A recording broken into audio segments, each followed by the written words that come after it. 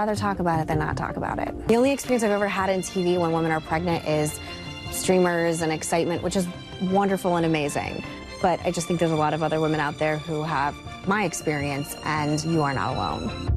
You are not alone. That is what Meghan McCain said on GMA. She's opening up about her miscarriage earlier this year, admitting that she initially blamed herself. You know, it's the last day of October, and that's actually Pregnancy and Infant Loss Awareness Month. So here to talk about this important topic, Katy Huie Harrison. She's the author of the blog UndefiningMotherhood.com, often tackling this particular issue of miscarriages, why women don't talk about it. And Meghan McCain said she didn't want to be the face of miscarriage, but she felt her platform was driving her to really share her story. What do you think this does for other women that have been through it? Absolutely. I think that other women need to understand that they are not alone. 1 in 4 pregnancies ends in miscarriage, according to estimates. Some say it might even be a higher number than that. And yet, because we don't talk about it, women feel like they're by themselves in this. And I think what this does is it shows women you're part of a community, you're part of a sisterhood. This is something that has been happening literally since the beginning of time. How many things have happened for that long? And these women get to be a part of that. I don't want to say get to be. It's terrible and it's a heart-wrenching experience. But having people speaking out with such a platform just shows us, hey, we're in this as part of a community, and there's something to that we really need to recognize. And that you shouldn't blame yourself. It's something that Meghan McCain admits that she did herself. Take a listen. It's hard. It's just really, really, really hard. And I empathize with all women who've gone through it and who may go through it. It's just horrific. And it doesn't really get easier either. It's very, very, very hard on myself. And I blamed like the stress of my life, and I blamed being older, and I blamed my personality, and I blamed things that were not rational. What do you say to the woman that blames things that are not rational?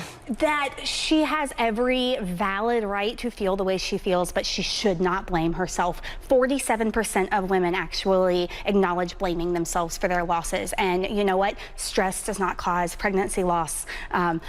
Working out, going to the gym, all of these things that we have stigmatized for so long. We need to be so careful about everything when we're pregnant. Those are not the things causing our losses. My doctor said to me, looked me straight in the eye and said, nothing you could have done would have changed this. And I think that's the message that not just the moms who are losing, but everyone needs to know. When we say to someone, hey, relax next time, what we're saying is, you should have relaxed before, that might have caused this. And that is just completely untrue. And we really need to change that narrative to help women go through this process with a lot less guilt. It's a process, and it's really therapeutic to talk about it for many women. Actually, Meghan McCain did an op-ed in July to reveal that she had this. And she wrote, I love my baby, and I always will. And it was really poignant to many women when she said, when my father passed, I took refuge in the hope that someday we would be reunited in the hereafter. Now, I imagine it a bit differently. There is my father, and he is holding his granddaughter in his hands. I mean, this really does seem to be a therapeutic process. Isn't that why it's so important to talk about it? That is absolutely why it's important to talk about it, and to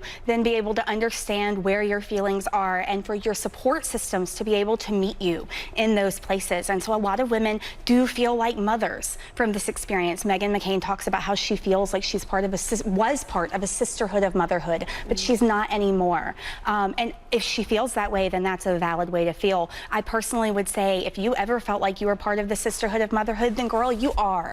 Come join us all. You have that child, and you get to be that mother. And the more you talk about it, the more the people around you understand how it is that you're feeling and where it is that you are coming from, so they hopefully won't be saying the wrong things that you don't need to hear. They'll hopefully be saying things that are in line with your feelings and that lift you up. We're so glad that we did this in the last day of this important month. Absolutely. When people have been through some of these tragedies, but also that there's an importance in that sisterhood. Katy Huie Harris, thank you for being here. So good to see you. Thank you so much for having me. Well, stay tuned.